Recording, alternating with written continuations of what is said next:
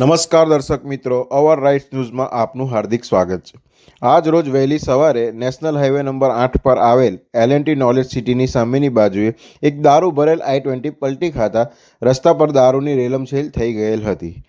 ગાડી કોણ ચલાવતું હતું એની માહિતી પ્રાપ્ત થયેલ નથી, પણ સદનસીબે કોઈ જાનહાનિ થઈ નથી।